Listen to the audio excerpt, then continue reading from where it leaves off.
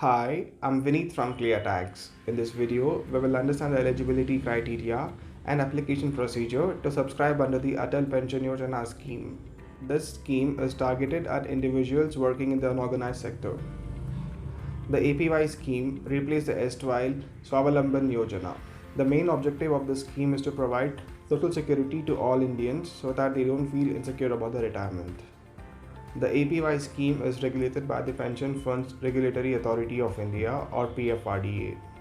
To incentivize people to subscribe under the scheme, the government announced that it would co-contribute 50% of the overall contribution or ₹1,000 whichever is lower for 5 years. This benefit is provided only to those subscribers who enrolled under the scheme between 1st June 2015 and 31st March 2016. Also, it required that the subscribers were not enrolled under any other social security schemes and had no taxable income.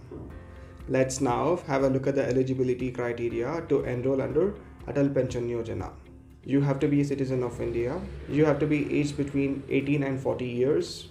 You have to make contributions for at least 20 years.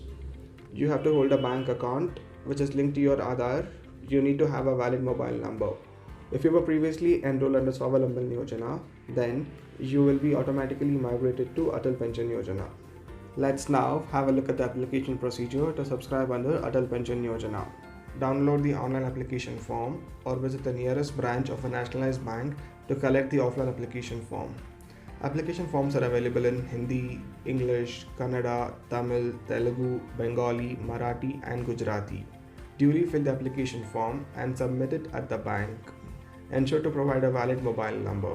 Submit a photocopy of your Aadhar card. Once your application is approved, you will get an SMS on your mobile number.